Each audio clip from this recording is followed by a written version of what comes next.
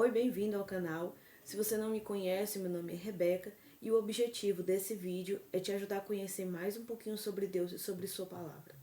E no vídeo de hoje nós vamos ter mais um devocional sobre Gênesis. Vamos ver o devocional do capítulo 19 e ver 7 lições que nós podemos aprender com o capítulo 19 de Gênesis. Antes da gente começar, eu gostaria de pedir para você curtir o vídeo, compartilhar com outras pessoas, se inscrever no canal, porque fazendo isso você ajuda o canal a crescer e assim mais pessoas podem ter acesso a mais um pouquinho sobre a palavra de Deus. E assim também o YouTube, ele vê que o vídeo, que o canal talvez seja um canal relevante, seja um canal interessante, e ele mesmo começa a recomendar os vídeos para outras pessoas. Então vamos começar. Você vai dar aí uma pausa no seu vídeo, fazer a sua leitura do capítulo 19 de Gênesis, vai fazer a sua oração, depois você volta e a gente continua aqui o devocional juntos.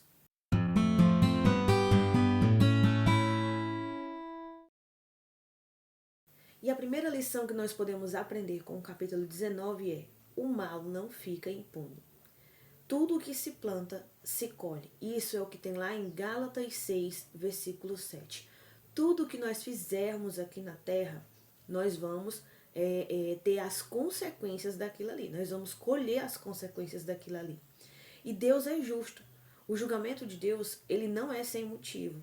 O julgamento de Deus, ele não é falho. Nós vemos isso lá em Deuteronômio, capítulo 32 e versículo 4. Nós vemos que Sodoma e Gomorra, essas cidades, elas deram motivo para que Deus derramasse o seu julgamento sobre elas. Nós vemos que Deus diz para Abraão no capítulo passado, no capítulo 18, Deus dizendo a Abraão que Sodoma, que aquelas cidades, tinham feito muitas coisas erradas e que as reclamações contra aquela cidade tinham subido até o ouvido de Deus. E agora Deus estava indo lá na cidade para poder derramar o seu julgamento sobre a cidade. Nós vemos também lá em Ezequiel 16, 49 até os 50. E nós vemos também lá no livro de Judas, no versículo 7, que aquelas cidades, elas fizeram jus ao seu julgamento. Que aquele julgamento que Deus derramou sobre Sodoma e Gomorra não foi simplesmente porque ele se irou com aquela cidade do nada e aí derramou. Não foi um julgamento injusto, não foi um julgamento sem motivo, não foi um julgamento falho. Não, nós vemos que aquelas cidades, elas deram motivo, elas pecaram contra Deus e pecaram a tal ponto de que ter chegado a hora de Deus derramar o seu julgamento sobre aquela cidade. Nós sabemos que Deus é misericordioso e que Deus é paciente. A Bíblia nos diz que é por causa da sua paciência que ele tolera os ímpios e ímpios que dia e noite pecam contra ele. É por causa da sua paciência. Então Deus é grande em paciência e Deus é grande em misericórdia. Às vezes ele não derrama o seu julgamento naquele exato momento, porque ele está esperando aquela pessoa se arrepender ou aquele lugar se arrepender, aqui no caso, que eram cidades. Por isso que às vezes parece que Deus está demorando. Deus não está demorando. Deus está dando tempo para que aqueles lugares ou aquelas pessoas percebam o que fizeram, reconheçam o seu pecado, confessem o seu pecado a Ele e se arrependam. Mas chega um ponto que de tanto ser repreendido, Provérbios vem nos dizer isso, de tanto ser repreendido e não dar ouvidos, o julgamento vai vir de uma vez sem a pessoa esperar e não tem como ela se levantar. E assim foi com aquelas cidades, Sodoma e Gomorra. Da mesma forma é com a gente. Nós temos que entender que tudo que nós fazemos, tudo que nós fizermos, tudo que nós plantamos, nós vamos colher. Porque Deus é justo e Ele vai te dar exatamente aquilo que você plantou. A segunda lição que nós podemos aprender é que Deus não condena o justo junto com o ímpio. E nós vemos lá em 2 Pedro, capítulo 2, versículos 6 ao 9, que Ló se afligia com a situação daquele lugar. Ló olhava para aquela cidade, Ló olhava para aquela população, ele viu o que aquelas pessoas faziam e Ló se afligia no seu coração de ver o erro daquelas pessoas. E aí o que foi que aconteceu? Deus viu que Ló se afligia com aquele mal, apesar de vacilar muitas vezes perante as ordens de Deus e de ter acabado deixado se contaminar um pouco, ele e sua família, deixou se contaminar com aquilo que acontecia lá. Nós vamos ver isso daqui a pouco. Mas Ló, ele se afligia com aquela situação, porque ele sabia que aquelas pessoas estavam desobedecendo a Deus e que a condenação, a justiça por aquilo ali, uma hora ia chegar. E aí também nós vemos que Ló também ele foi tirado de lá por causa da intercessão de Abraão. Isso aqui nós vamos ver também daqui a pouco. E o que a Bíblia nos diz? A Bíblia nos diz em Provérbios 17:15 que Deus detesta a condenação do justo e a absolvição do culpado. Deus não aceita que o justo seja condenado e que o ímpio seja inocentado. Deus não aceita isso. É tanto que nós vimos no capítulo passado Abraão intercedendo a Deus pela cidade, mas a gente sabe que ele estava também pensando principalmente em Ló. E Abraão diz: Senhor, mas se houver 50 naquela cidade, o Senhor vai destruir a cidade, mesmo que haja 50 pessoas que são justas naquela cidade, que te obedecem, que te respeitam? Então o Senhor diz: não, por amor àquelas 50 pessoas, eu não destruirei a cidade.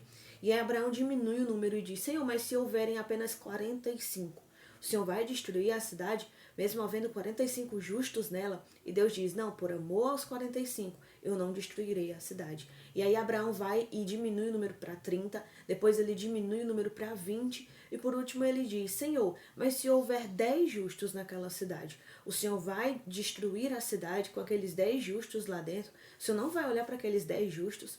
E Deus diz: não, por amor a esses 10 justos, se houverem 10 justos naquela cidade, eu não destruirei a cidade, eu pouparei a cidade. Mas mesmo assim a cidade foi destruída. Será que é porque Deus mentiu? Será que Deus mentiu para Abraão? Não, mas é porque nem 10 justos Deus não achou naquela cidade. E o único que foi tirado daquela cidade, o único para quem Deus olhou naquela cidade, foi Ló, porque todos os outros estavam contaminados. E a família de Ló foi liberta por amor a Ló, que a família de Ló era quem? Era a sua mulher e as suas 2 filhas. E o anjo, os anjos que foram lá para falar com Ló, ainda deu chance até para os genros de Ló, os homens que iam se casar com as filhas de Ló.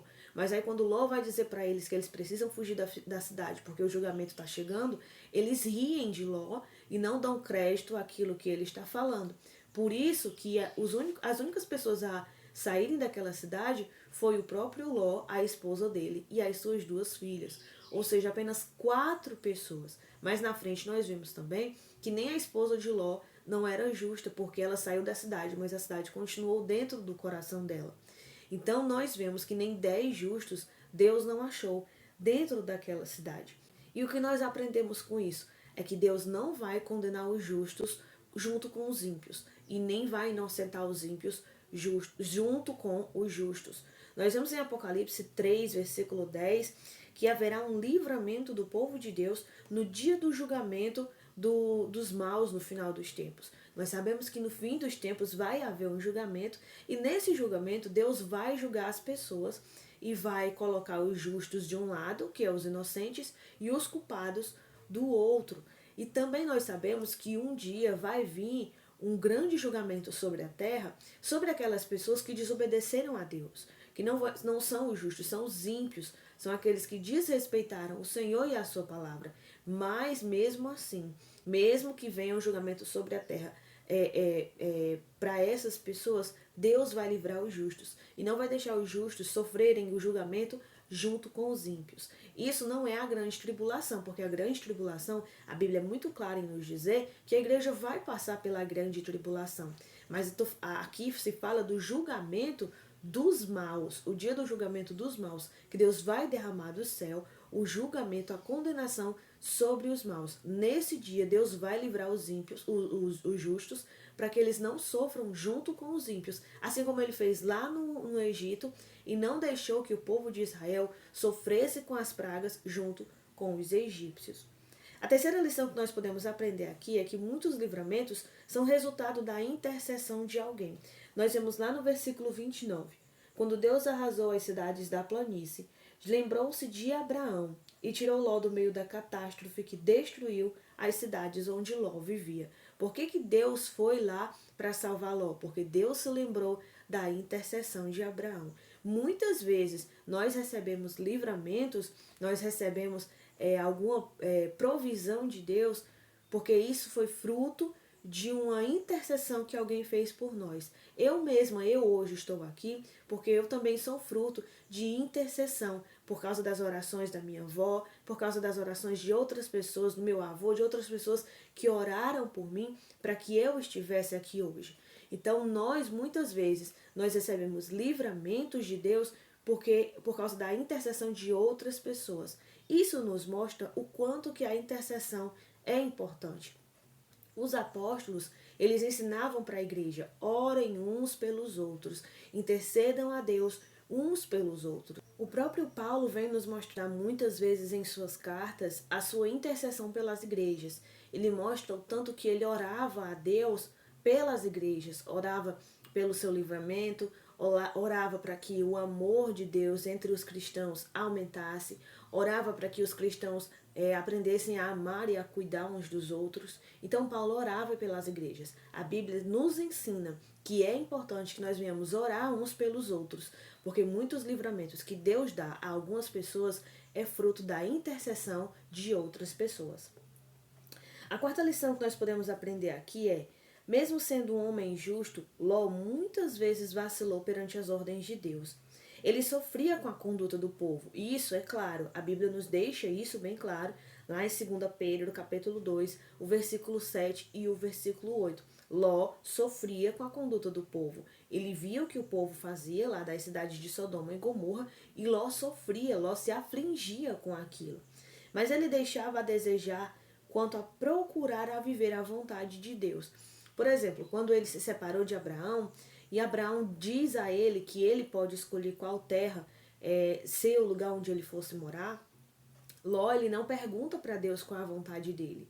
Ele não procura saber o que Deus quer para ele, qual é o lugar preparado por Deus para ele. Não, mas Ló, ele se baseia pelo seu ponto de vista, pelos seus próprios olhos, seus olhos carnais. Ele olha ao redor e procura para ele, fica para ele a terra onde aparentemente era mais frutífera, a terra que era mais fértil. Foi isso que Ló fez. Ele não procurou a vontade de Deus, mas ele procurou aquilo que aos seus olhos parecia ser melhor. Quando Deus ordenar, nós devemos obedecê-lo, mesmo que nós tenhamos que abrir mão de algumas coisas. Nós vemos que para que Ló saísse de dentro da cidade, foi necessário que o anjo pegasse pela mão de Ló e o arrastasse para fora da cidade, o tirasse para fora da cidade. Porque o anjo disse para Ló que nem ia entrar lá na casa de Ló, ia ficar apenas na praça da cidade, e que Ló saísse imediatamente lá da cidade com sua família. Ló insistiu para que os anjos passassem a noite na casa dele, e conseguiu que os anjos fossem lá para a casa dele, mas ele vacilou um pouco e não saiu na hora que os anjos disseram que ele tinha que sair. Quando os anjos chegam na casa de Ló, mais uma vez eles dizem para Ló sair imediatamente da cidade. Ló, mesmo assim, ele continua vacilando e ele continua deixando de obedecer imediatamente a ordem que os anjos tinham dito. Mas ele continua deixando passar mais um tempo, esperando mais um tempo, e ele passa a noite inteira na sua casa, que já era para ele ter saído, mas ele escolhe ainda passar a noite em casa. E aí a Bíblia nos diz que quando chega de manhã muito cedo mesmo, assim, de madrugada, os anjos acordam Ló, pegam ele pela mão, pegam a sua família pela mão e puxam para fora da cidade, porque o julgamento viria imediatamente e eles precisavam obedecer à voz de Deus imediatamente. E mesmo assim, Ló vacilou em muitas coisas. E aí o que nós vemos?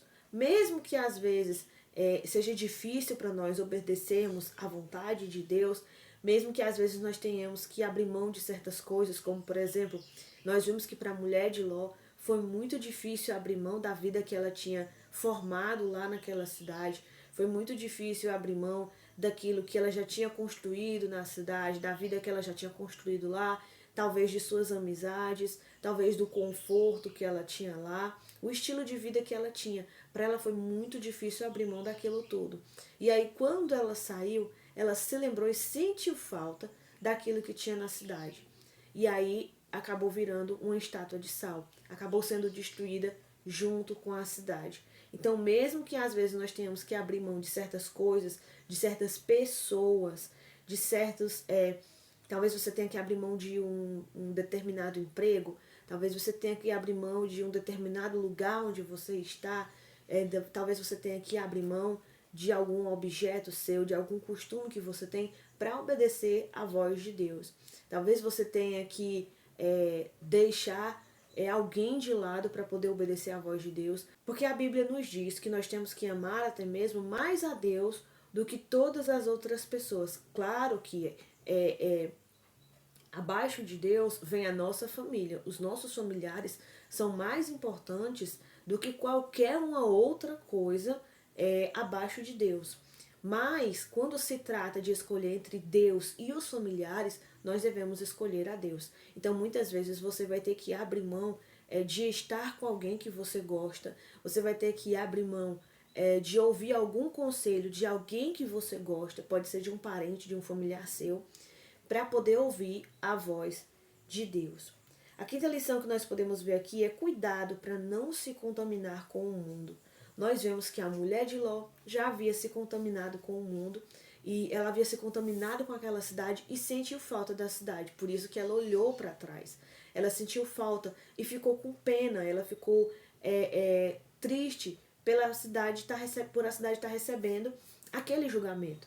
Talvez ela achou que era injusto. Talvez ela achou que não era para tanto, né? Ela sentiu falta da cidade e por isso foi destruída junto com a cidade. Nós também podemos ver que as filhas de Ló também se contaminaram com os costumes daquela cidade que não agradavam a Deus. Porque mais na frente o que elas fazem? Elas veem que não tem um homem com quem elas possam se casar e elas acabam armando uma armadilha para o seu próprio pai e elas acabam engravidando dele e os seus filhos são filhos do seu próprio pai. 1 João capítulo 2, versículo 15 ao 17 diz: não ameis o mundo. 1 Coríntios capítulo 15, versículo 33 diz: as más companhias corrompem os bons costumes. Por mais que Ló tenha aprendido a como obedecer, a como agradar a Deus com Abraão, já que ele convivia com Abraão, e ele deve ter visto Abraão adorando a Deus, fazendo seus sacrifícios ao Senhor, obedecendo à voz de Deus, fazendo certas coisas que ninguém entendia, e ele dizendo, não, é porque Deus mandou e eu vou obedecer o que Deus falou. Então Ló deve ter aprendido muita coisa com Abraão, mas mesmo assim nós vemos que as filhas dele, a mulher dele e ele também, que nós vemos no fato dele ter vacilado muitas vezes quando Deus deu alguma ordem, ele procurou agir pelos seus próprios olhos, pelo seu próprio entendimento e deixou um pouco a desejar em obedecer às ordens de Deus, em procurar a vontade de Deus para a sua vida. Nós vemos que aquelas companhias acabaram corrompendo a Ló e a sua família. Provérbios capítulo 13, versículo 20, nós vemos que quem anda com os tolos acaba mal. E aí nós vemos isso, por exemplo, na esposa de Ló. Então nós temos que entender que nós devemos cuidar da nossa casa.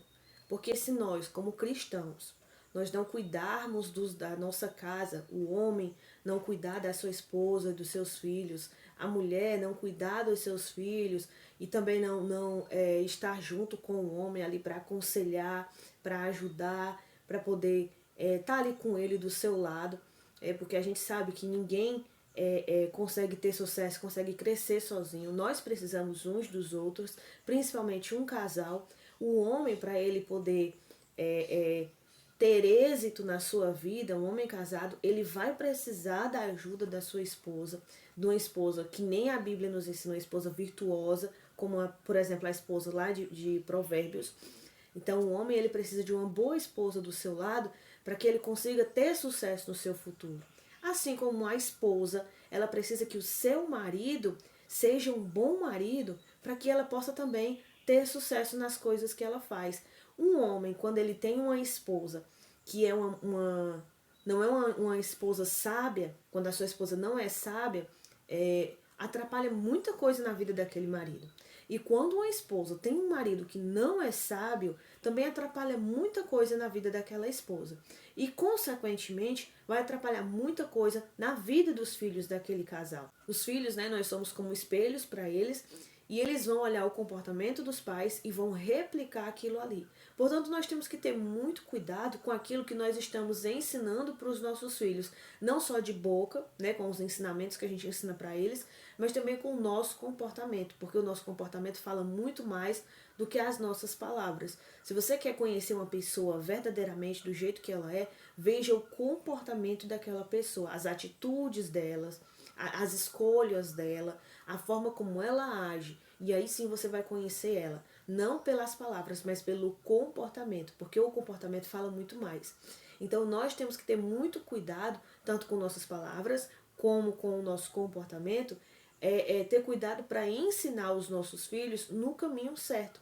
Para ensinar, para ajudar o nosso cônjuge, o seu esposo ou a sua esposa, a viver da maneira certa. Porque um ajuda o outro. Um não é melhor do que o outro, um não é pior do que o outro, mas um ajuda o outro, um precisa do outro. O homem, ele não é sem a mulher e a mulher não é sem um homem dentro de uma família, né, de um casal. Então nós temos que ter muito cuidado, porque se nós não cuidarmos da nossa família, então o mundo vem e vai cuidar por nós. A sexta lição que nós podemos aprender aqui hoje com o capítulo 19 de Gênesis é que de nada adianta atitudes externas se o seu coração diz o contrário. O que nós acabamos de ver aqui.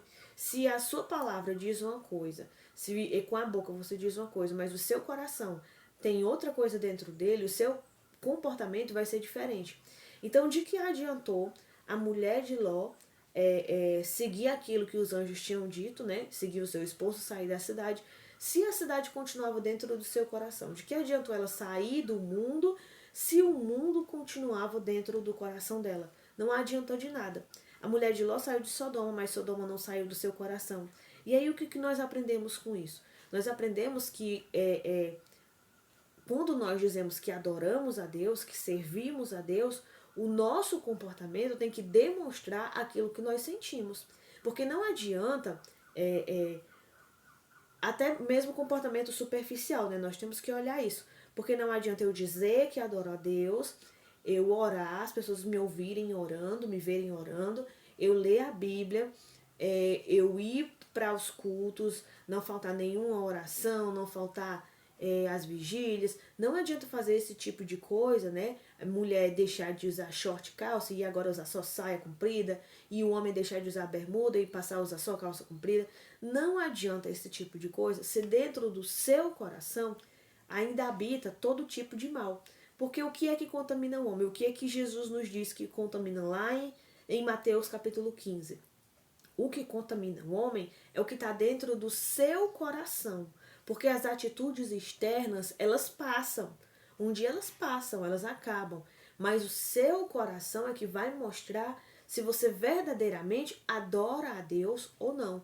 Se Deus verdadeiramente habita no seu coração ou não. O que Jesus diz aqui? Os fariseus, eles deixavam a desejar na obediência aos mandamentos do Senhor para cumprir as suas regras, regras que hoje nós chamamos de usos e costumes nas igrejas de hoje, regras criadas por homens. E eles deixavam a desejar nos mandamentos de Deus para poder seguir essas regras criadas por homens. Jesus está mostrando que pela boca, com a boca, eles diziam uma coisa, mas o seu comportamento demonstrava o que havia dentro do seu coração. E o seu coração estava muito distante da lei de Deus. E o que Jesus diz aqui no versículo 8 e 9? Em vão me adoram. Com a sua boca eles me honram, mas o seu coração está muito longe de mim. Isso Jesus chama de hipocrisia.